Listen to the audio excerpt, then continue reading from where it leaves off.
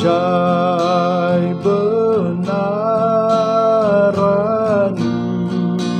gerak pembaru hidupku,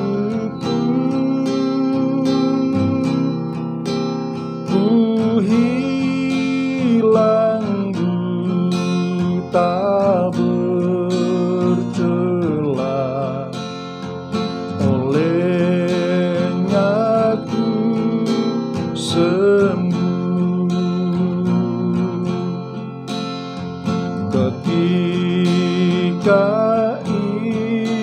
insafku cemas, sekarang ku lega. Syukur bebanku telah lepas, berkat-Mu gerak.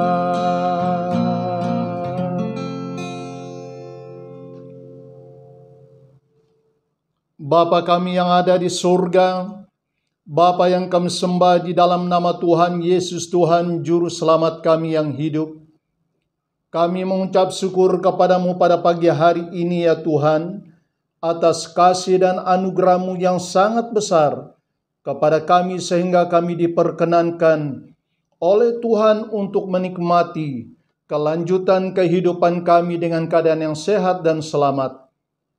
Ampunilah kami dari segala dosa dan kesalahan kami, kuduskan hati dan pikiran kami ya Tuhan, agar kami layak hidup untuk memuliakan nama-Mu. Tidak ada Tuhan yang seperti Engkau, yang berkuasa mendengar dan menjawab seruan doa kami. Terima kasih Bapa di surga, di dalam nama Tuhan Yesus Tuhan Juru Selamat kami berdoa dan mengucap syukur. Amin. Salam, selamat pagi dan selamat bertemu kembali di dalam renungan firman Tuhan kepada semua jemaat Tuhan dimanapun kita berada pada pagi hari ini. Doa kami kiranya berkat yang tak terhingga daripada Allah Bapa dan kasih yang kekal di dalam Tuhan Yesus Kristus, persekutuan yang indah di dalam kuasa Roh Kudus, menuntun kita sepanjang hari ini. Mari jemaat Tuhan kita membaca firman Tuhan di dalam kitab Roma pasal yang ke-10 ayat yang ke-16 sampai ayat yang ke-18. Roma pasal yang ke-10 ayat yang ke-16 sampai ayat yang ke-18. Demikianlah firman Tuhan. Tetapi tidak semua orang telah menerima kabar baik itu. Yesaya sendiri berkata, Tuhan, siapakah yang percaya kepada pemberitaan kami? Jadi, iman timbul dari pendengaran, dan pendengaran oleh firman Kristus. Tetapi aku bertanya, adakah mereka tidak mendengarnya? Memang mereka telah mendengarnya. Suara mereka sampai ke seluruh dunia, dan perkataan mereka sampai ke hujung bumi. Jemaat yang dikasihi oleh Tuhan, dari ayat firman Tuhan yang telah kita baca pada pagi hari ini, saya membawa kita merenungkan sebuah tema, dengar dan lakukan. Jemaat yang dikasihi oleh Tuhan, mendengar dan mengerti adalah dua hal yang sangat penting dan juga sangat berbeda. Tidak selalu orang yang mendengar akan memahami apa yang telah didengar. Demikian juga orang yang mau memahami sesuatu, tetapi mereka tidak pernah mendengarnya. Hal ini juga terjadi kepada umat Israel.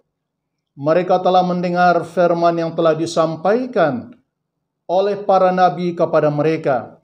Mereka bukan satu kali telah mendengarnya, tetapi berkali-kali. Masalah yang terjadi bukan karena mereka tidak mendengar, tetapi masalahnya apakah mereka mengerti atau tidak. Tuhan telah berfirman kepada mereka melalui perantaran Nabi Musa dan juga Nabi Yesaya. Namun, sejarah membuktikan bahwa mereka sudah mendengar, tetapi mereka tidak taat dan suka membantah.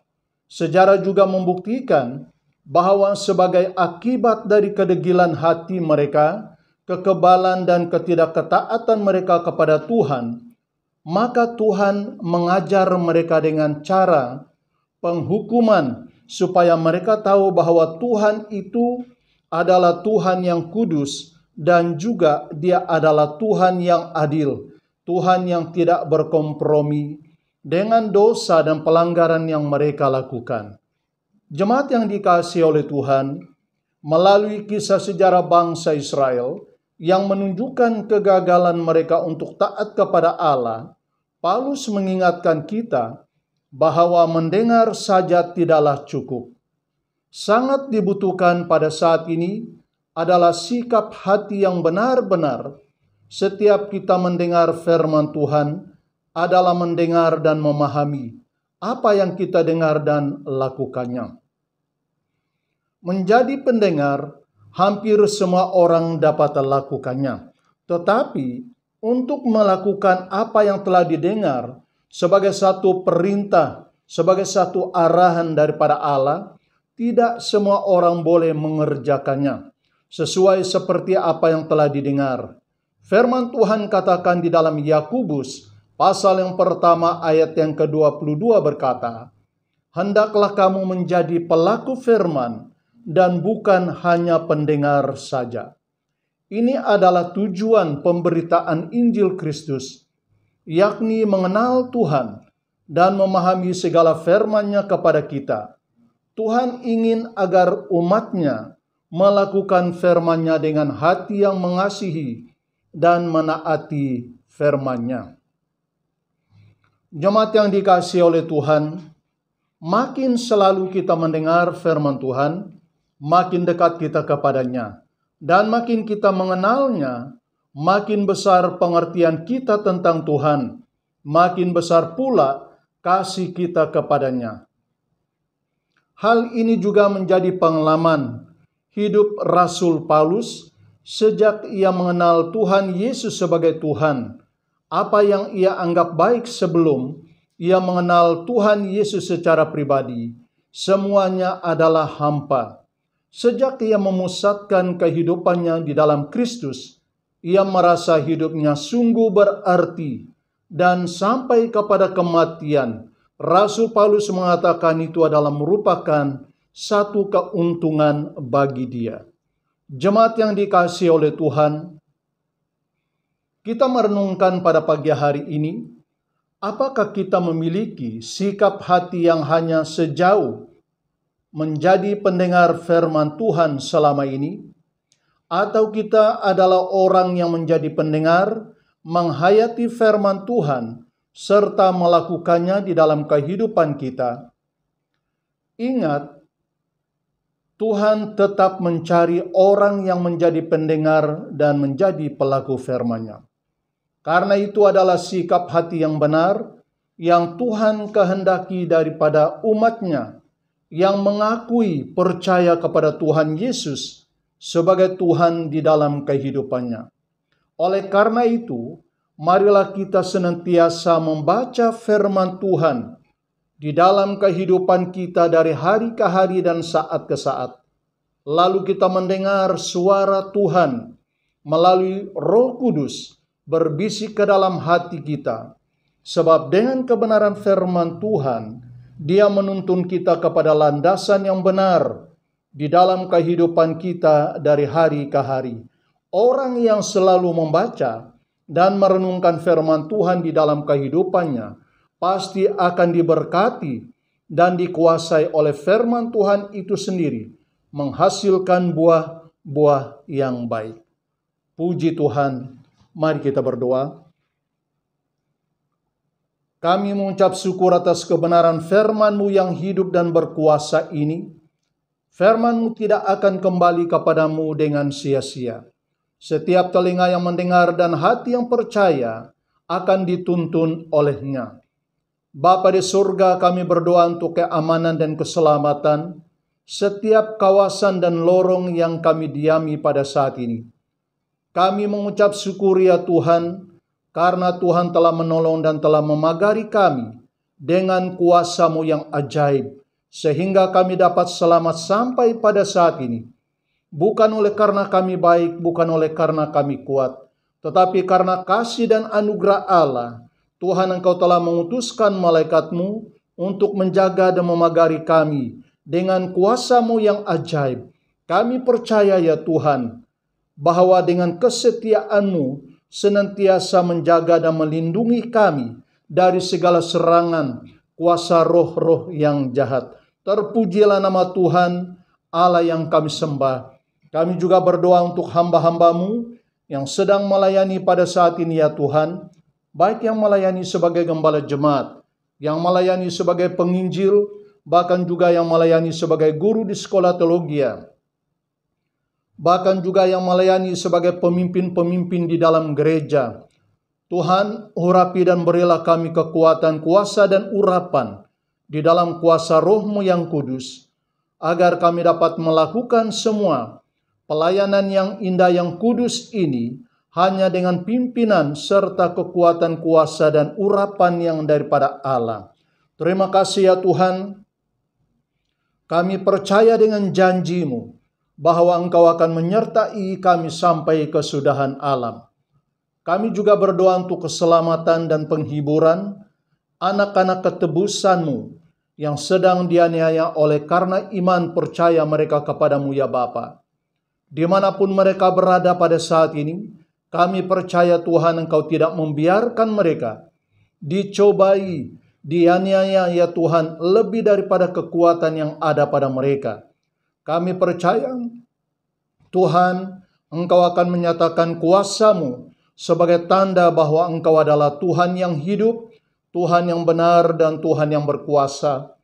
Tuhan, untuk menyatakan pembelaan-Mu bagi umat-Mu yang sedang dianiaya dimanapun mereka berada. Terima kasih karena kami menyembah kepada Allah, Tuhan yang Maha Hadir, Immanuel, Allah beserta dengan kami.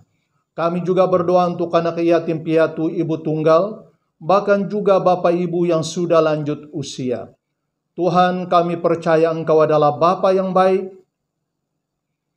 penolong yang setia yang menguatkan iman, serta memberkati mereka di dalam segala keperluan mereka pada saat ini. Kami percaya Engkau adalah Tuhan penghibur, Tuhan adalah pengharapan, Tuhan Engkau adalah penasehat, penolong yang setia di dalam kehidupan mereka ya Tuhan. Sekalipun mereka jauh daripada sanak saudara, namun Tuhan Engkau lebih dekat kepada mereka. Terima kasih Bapa di surga, kami berdoa untuk pekerjaan pelayanan Tuhan di dalam gereja-gereja Tuhan pada saat ini, dimanapun berada. Kami percaya Tuhan dengan kehadiran Roh Kudus, Tuhan dapat melakukan pemulihan, pembaharuan di dalam kehidupan umat-Mu. Dimanapun kami berada, baik secara pribadi, baik di dalam rumah tangga, di dalam gereja, kami percaya Roh Kudus hadir melakukan pembaharuan di dalam kehidupan kami. Kerinduan kami ya Tuhan, agar kami memanfaatkan waktu yang ada, yang Tuhan berikan kepada kami untuk memuji dan menyembah Engkau. Terima kasih Bapa di surga, kami berdoa kiranya Tuhan Engkau memberkati dan menyertai kami sepanjang hari ini. Kemanapun kami pergi, dimanapun kami berada, Engkau adalah kota benteng keselamatan bagi kami. Di dalam dan di atas nama Tuhan Yesus Kristus, kami berdoa dan mengucap syukur ya Tuhan. Amin.